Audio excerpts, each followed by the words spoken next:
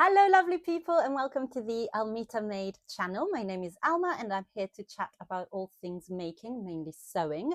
And this is one of my What's the Buzz chats, which are all about the Great British Sewing Bee, the current series, which is 11, and we are on week 8, I think. Let me double check my notes. Yes, we are on week 8. So, let's get a few things out of the way. I can't put screenshots from the show up because the BBC really isn't keen on that, but I will link to the Great British Sewing Bee Instagram account where usually they post a lot of the makes from the episode.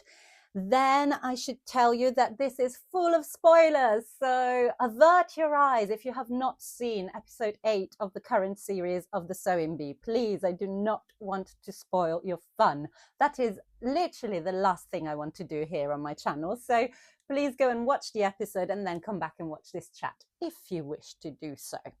And then I will also tell you about what I'm wearing, which is not a me-made shock horror.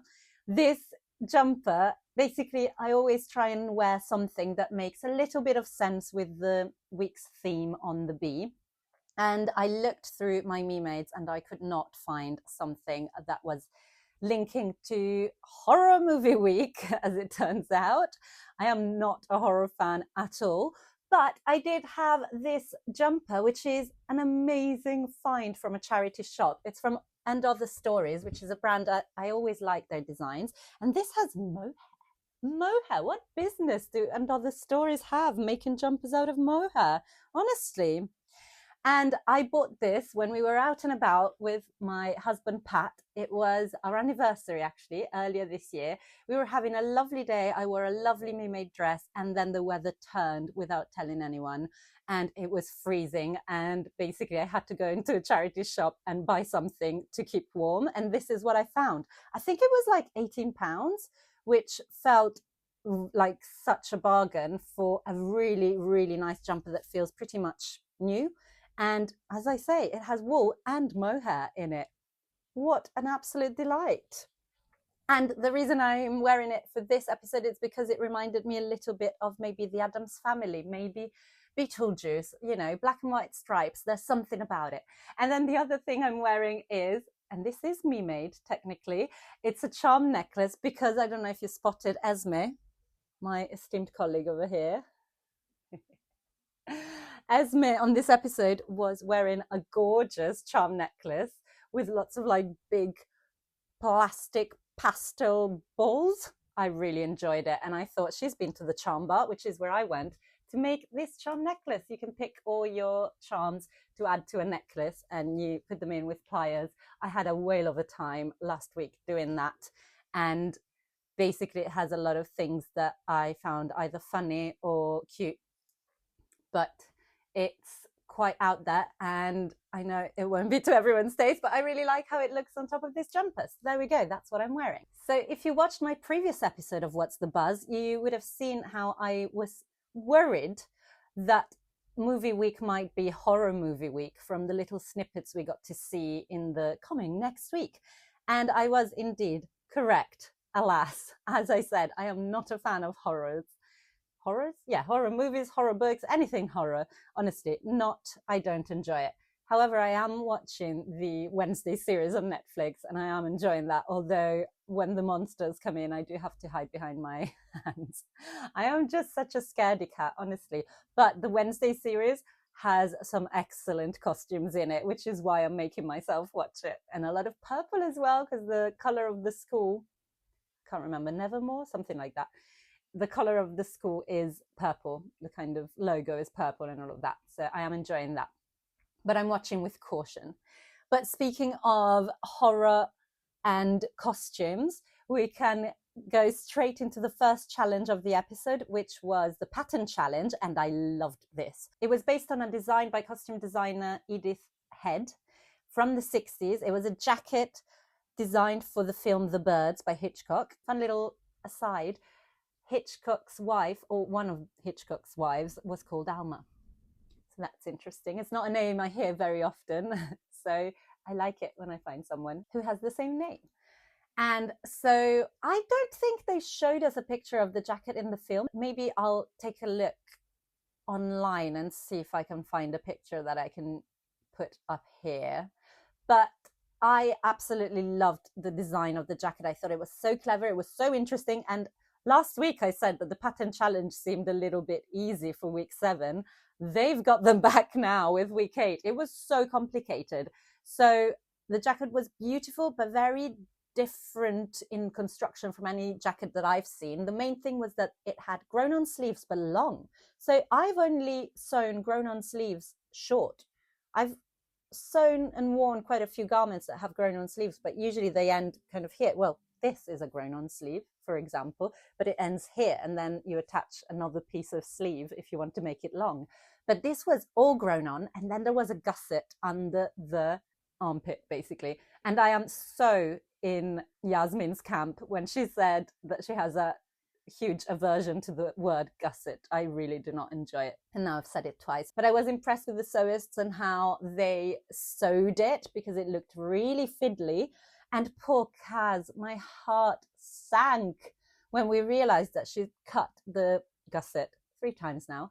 She'd cut that piece out of, I think, the front bodice or something like that. Horrific. Now, that was the biggest horror of the night. Poor Kaz, but she saved it, and she actually did an excellent work, I thought. My favorites were, and this is just going by fabrics, to be honest, because everyone is really good, but I loved Yasmin's, who was making, I'm going to say it was like a pink purple herringbone tweed. That looked really cool. And then I really liked Orla's, which was made in a lighter, I think, lighter suiting wool, grey with maybe some checks, but very classic sort of grey suiting. But then she added a pink lining, which I really enjoyed. So yeah, the challenge was really difficult, I thought, because the pattern was difficult. And not only that, but it had a lining, so you had to do it all twice. Cruel. And the collar was constructed in a really interesting way, which I was familiar with. So it had a sort of half moon section and then a bigger collar section. And that gives such a nice fit for a collar. It just lies down really nicely. And you know who loves that kind of half moon collar is Julie, who, if you don't know, I work at Sew Over It, and Julie is one of our masterful pattern cutters and also teacher in our online classes. Julie is like a source of knowledge, and I admire and love her so much. And she has done that half moon collar on a few of our patterns that maybe are coming up. And we also have it on the Frankie jacket, I believe. That's where I've sewn it, and something else, can't remember. But yes, it's a very, very nifty little construction tip or trick. I don't know what to call it, but I really like it. And I thought they dealt very well with it, constructing it, and it looked really, really nice. So the winner of the pattern challenge was Kit again. They've won, I think they said 6 out of 8 pattern challenges. It's very impressive, especially when you remember that they are the ones that have been sewing for the shortest time, I want to say. Maybe all are similar, but they're definitely a newbie-ish. And it's so impressive how well Kit can construct a garment and how beautifully sewn everything looks. So well done. Very, very impressed. Then, before we move to the transformation challenge, I'm going to do an honorable mention for what Sarah Pascoe was wearing, because it was stunning. It was a suit in velvet, maybe corduroy, but like really, really dark, luscious, dark navy corduroy or velvet, one of the two. It also had sort of 3/4 length sleeves on the jacket with the biggest, the most luxurious looking feather cuff. I thought she looked incredible, and it did give me a slight hope at the beginning that maybe it was going to be the glamour of movie week and some beautiful kind of gorgeous dresses and feathers, but no, it was horror. Fine. So then we moved on to the transformation challenge, which I really liked as an idea. I don't always like the transformation challenge, but I did really like the idea behind this one. So they were given cinema curtains, so very thick curtains, and they had to create an outfit for an awards after party. I think I've remembered that correctly. But what I really liked was, one, that it made sense because they were kind of velvet curtains. So there is some luxury in there, you know, it wasn't tents to festival wear, which was my least favorite of the season so far. But it was a fabric that looked like it had a lot of potential. There was a lot of gathers, there were cords, there was rope. And the other thing I liked was that everyone had the same-ish colors to work with. I don't think we've seen a challenge like that. Definitely not this season, maybe in past seasons. But I liked that everything was going to look a little bit the same, but then so different depending on which direction each sewist went. And they did go in very different directions. I want to, first of all, talk about poor Orla, who had a nightmare. I didn't fully understand what happened with the first thing that she was making. I'm not sure they showed us, or maybe I got distracted. I'm not sure, but something went wrong and she scrapped it. And with about 15 minutes to go, she started again. And I just want to say, well done for turning it around, because she, you know, she didn't let it get to her. Much like Kaz in the previous challenge, they both kind of went, okay, just don't panic and sort something out, which is absolutely not how I would be able to react. I would be in tears, I would be on the floor, I would be curled up in that giant curtain, and you'd never see me again. So I really admire that resilience from both of them. But so Orla ended up making the tiniest outfit, which just made me laugh, that she just kept saying, we've turned into an awards show for adult movies. It really made me giggle.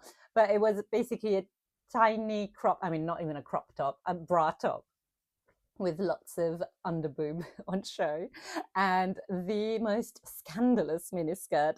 I still enjoyed it because of the creativity, but yeah, I think she came last, which is understandable. But then the one that I absolutely adored was the one that won the transformation challenge, which was Yasmin's. It was so good. It was sort of a plunging V neckline. There was draping that looked so dramatic. The fabric looked really expensive, which I thought, you know, that was part of the challenge. Turn a curtain into something that looks really luscious and like party ready. And I thought she did that so beautifully. I thought she got very clever with the way she used the cords. It was all, honestly, 10 out of 10. I thought she did an incredible job.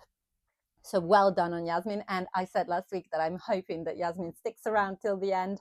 And I hope that she gets a few wins under her belt, because she's brilliant. And I really gravitate towards her in the room. I think obviously she's also I'm going to say the most colorful dresser in there.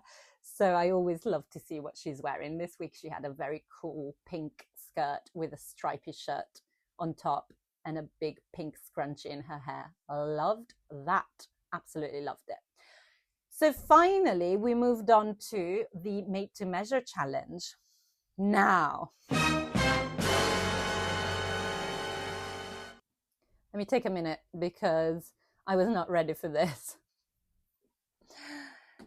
It was really creepy, and they had to, I think the instructions was just to create a costume for a character in a horror movie, which I thought I really liked because it left it fairly open. So it could be maybe recreating a character from something that already existed. It could be creating a character that maybe has not been on film, but is in folklore. And that's, for example, what Gaynor and Yasmin both did. So something from a Welsh myth and something from a Trinidadian myth. So I really enjoyed that thinking behind it. And I just really liked seeing where they all went, but I also didn't because I was freaked out by a couple of them. And I thought that they all did well, but I understand that the judges were driven more, or like were led more by the horrorness of the makes, which makes sense. That was part of it. It was creating something that's quite disturbing. I think they wanted that. They wanted the gore. They wanted something a bit creepy. And by miles, Orla's was my favorite. First of all, the creepy little doll was wearing a purple dress. Tick. Second of all, she'd made a mask with a wig attached. She painted the creepiest face ever on that mask/wig. She had someone 3D print a spine to attach at the back. My husband Pat has multiple 3D printers and he is obsessed with that. So I really enjoyed seeing that incorporated in a costume. I thought it was very clever, and I wish we'd heard a little bit more about where she got it 3D printed. And also 3D printed was a sort of scale detail on Kaz's dress, which was stunning. I thought that one was the most gorgeous one. And I loved the kind of neck corset, I think they called it. So it was quite Maleficent, quite Snow White stepmother with the head enclosed. And yeah, she looked evil, but so gorgeous at the same time. Whereas Orla's was just creepy and evil, and I didn't sleep very well after I watched that. I'm a scaredy cat, I said. So in the end, what the judges decided was to have 2 joint winners, and Orla was one of them, which I was very pleased about. And the other one was Kit, who had made a very creepy sort of scarecrowy creature. And I did think it was brilliant, but I thought Orla's had a lot more work in it from what I saw in the room. And I thought she deserved to have a Garment of the Week all to herself. But, you know, the judges know best. And so we had 2 Garment of the Week winners. And then, sadly, we said goodbye to Gaynor, who has been very consistent. She has been obviously she's an incredible sewist. You can tell. She makes things beautifully.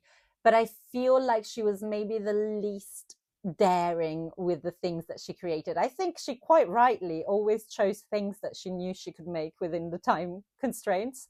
And that's good. And it got her to week 8. So fair enough. But I think the time came that the judges were like, yeah, actually, it's time to go. Because although the dress was beautifully made, her creation was definitely not creepy.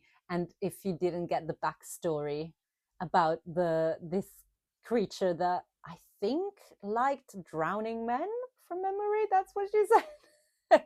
And she said it in quite a sweet Gaynor voice, which I found really, really sweet, and it made me laugh. But yeah, so it was a creepy creature, but she didn't necessarily look like a creepy creature unless you got told the story of the myth. So yeah, I think sadly it was fair, although none of it's fair. Of course, we want them all to stay. But, you know, I think it was possibly her time. And also the other person at the bottom would have been Yasmin. And I really don't want to lose Yasmin. I want Yasmin to make it to the final. I really hope she does. But it's so hard to pick because everyone's really good at this point, and everyone's actually really creative and daring with what they're making. So I think it's really hard to call it. I'm very much enjoying that we're getting theme after theme after theme. I mean, I know there's a theme every week, but like there's slightly more fantastical and creative themes, I feel, at this point, because next week we were told that the theme is the 1920s, I believe. Love me some 1920s fashion, so I can't wait to see. I bet, no, they've done a flapper dress already in previous series, so I wonder what's another 1920s iconic kind of just from the 1920s look that they could recreate for the pattern challenge, I wonder. We'll see. But yes, I'm excited that we're getting towards the end. I feel like everything is really close. I feel like they're all very, very good sewists, and I'm really enjoying tuning in every week. And hopefully you've been enjoying tuning into these chats. If you have, please do give this video a thumbs up. Consider subscribing to my channel. I have lots of other vlogs available to watch beyond the sewing bee if you're interested to see what I've been making, what I like to chat about in terms of sewing and a little bit of knitting. And yeah, I bring out a new vlog every Friday, and then I bring these sewing bee chats out every Sunday. So there's plenty for you to watch if you're looking for something to accompany your weekend making, perhaps. Go and take a look. I would really, really love you to.